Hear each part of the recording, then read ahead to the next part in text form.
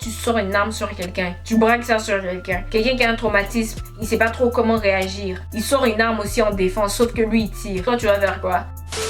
Bref, dites-moi en commentaire surtout qu'est-ce que vous pensez de ce genre d'histoire-là. Ça commence toujours sur les réseaux sociaux pour se terminer mal dehors. Toujours comme ça débarque des réseaux sociaux et après, ça se termine en bain de sang pour aucune raison. Think I'm losing my mind. Trying to stay inside the line. What's up guys, it's your girl, it's Vintu. I am back avec une nouvelle vidéo et aujourd'hui... nouvelle vidéo actu. Aujourd'hui, on parle de Lil Xan. Pour ceux qui savent pas c'est qui Lil Xan, en tout cas, ce gars, c'est un rappeur. Ben, si on peut appeler ça rappeur, il fait des concerts et tout, mais sinon, j'ai un artiste. Dès qu'ils ont le nom Lil, qui est dans leur nom de scène, tu sais que c'est un rappeur. Basically, c'est sûr, comme cherche pas loin, frère. Je sais que la majorité d'entre vous, vous savez même pas c'est qui cette personne. Je suis désolée de gâcher votre fun, ok, maintenant vous allez savoir c'est qui. Pourquoi est-ce qu'aujourd'hui je vais vous parler d'un rappeur américain? Pour la simple et unique raison que ce gars-là, il a eu la belle idée, ok, l'idée la plus intelligente du monde. Écoute, il a décidé de sortir un pistolet et de menacer des fans de Tupac. Mais yo, what? My nigga, attendez que je vous explique qu'est-ce qui s'est passé, wesh. Parce que moi, je suis abasourdie. Ceci est arrivé hier, et hier, on était genre samedi. Ouais, ça s'est passé samedi 8. Okay. Je sais pas, vous allez voir cette vidéo quand, parce que à la vitesse à laquelle je fais mon montage maintenant, c'est grave. Samedi 8 juin, Lil Xan, il était en tendance, ok, sur le Twitter américain. Il y a des gens qui ont cru qu'il était en tendance parce qu'il avait littéralement passé de l'autre côté, parce que il est pas vraiment relevant, ok. Il y a personne qui parle de ce gars-là. On sait c'est qui, mais we don't care. Il était en tendance et moi j'ai cliqué et là je découvre cette histoire. TMZ a sorti une vidéo où tu pouvais carrément voir Lil Xan. Il a sorti un pistolet, il a commencé à braquer ça sur les gens parce qu'il se sentait menacé en quelque sorte. Il a commencé à braquer ça sur des fans. Moi au début je pensais que c'était ses fans. Après je me suis dit non c'est pas ses fans, c'est bizarre. Puis là après non, je regarde les commentaires et puis ils disent carrément des fans de Tupac. Hein? Comment on est arrivé à cette histoire? Qu'est-ce qui se passe? Bon, déjà, je vais vous sortir la vidéo. Ça dépend vraiment de qu'est-ce que j'entends. Je vais essayer de vous traduire ce que je peux vous traduire. Mais en tout cas, après, je vais vous expliquer c'est quoi cette vidéo, qu'est-ce qui s'est passé et pourquoi je vais vous parler de ça. You a bitch, homie. Hey, yo, bro. Look at this little bitch, homie. Hey, bro. Do something then, dog. What the fuck you want, bro? Hey, homie. Get the fuck out. Get out. Man, God, this motherfucker Get pulling the a fuck gun. out, nigga. Hey, y'all see this shit, right? Look at little Xan pulling a gun right now.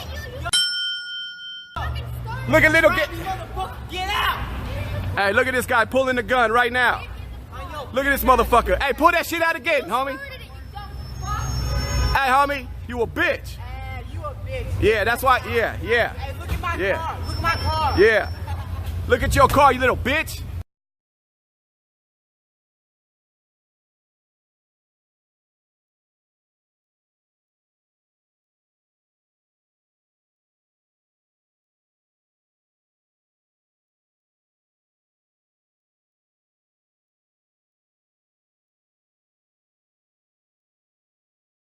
Voilà qu'est-ce qui s'est passé. Moi, j'étais pas au courant de cette histoire-là, mais à ce qui paraît, Lil Xan, en fait, il a fait un commentaire assez déplacé sur Tupac. Il a dit que Tupac, ok, la musique de Tupac, c'est ennuyant. Je sais que pour plusieurs, vous allez être comme, ouais, mais c'est juste un commentaire bébé, là, y a quoi? Pourquoi on va sortir des pistolets pour des petits commentaires comme ça? Déjà, pour commencer, on a tous au moins une star qu'on adore ici. Moi, ma star, c'est Nicki, ok? Avant, c'était Michael, mais comme, là, aujourd'hui, maintenant, pour le moment, c'est Nicki. Moi, si tu parles mal de Nicki, je vais la défendre. C'est normal, c'est naturel. Quand tu apprécies quelqu'un et puis il y a quelqu'un qui vient mal parler de la personne que tu apprécies, tu défends. Avec les amis aussi, c'est pareil. Il y a un autre niveau à ça. Quand ta star préférée est décédée, c'est autre chose. Là, maintenant, on va quitter de Nicki. Je vous envoie Michael. Michael, de base, je le défends toujours. Peu importe ce qui se passe, je vais le défendre. Le fait qu'il est décédé en plus, paix à son âme, le fait qu'il est décédé et tu viens l'insulter, ça, c'est une guerre que tu cherches. Donc je veux juste vous expliquer que de base les gens ils défendent les stars préférées, mais en plus de ça, si ta star préférée est décédée, le fait que quelqu'un critique ta star, c'est vraiment comme une attaque personnelle.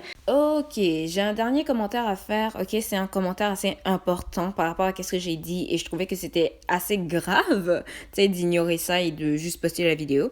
En fait, les gens ne sont pas juste fâchés parce que ouais, c'est Tupac et c'est leur star préférée. Non, Tupac, c'est quand même une légende, une icône du rap un des rois du rap. C'est vraiment dommage qu'il s'est fait assassiner avant même d'avoir pu vivre sa propre vie.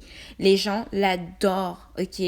Ça a littéralement laissé un creux dans le cœur de plusieurs personnes, le fait qu'il s'est fait assassiner et qu'il est plus là. Alors d'avoir un petit rappeur qui vient juste de commencer sa carrière, qui fait même pas partie de la culture noire, qui vient passer un commentaire pareil sur Tupac, c'est assez offensant, limite pour plusieurs personnes, c'est comme un blasphème. Alors c'est pour ça qu'il y a autant de personnes en colère pour ce commentaire-là. Donc les fans de Tupac, en fait, ils étaient offensés par ça. Et ils sont allés voir Lil Xan pour dire, tu sais, what's up? C'est quoi les bails?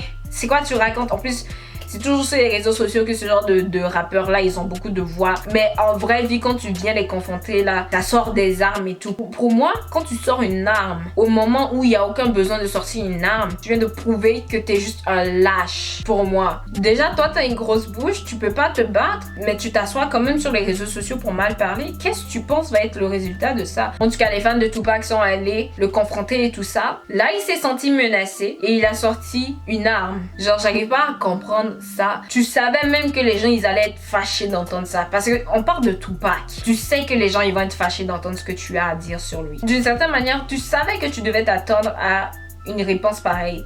Mettons les gens viennent te confronter, littéralement tu sors une arme. Donc tu vas vraiment tirer sur l'enfant de quelqu'un juste à cause d'un problème pareil. Un peu par rapport aux armes aux États-Unis. N'importe qui peut se payer une arme là-bas. Toi t'es une arme.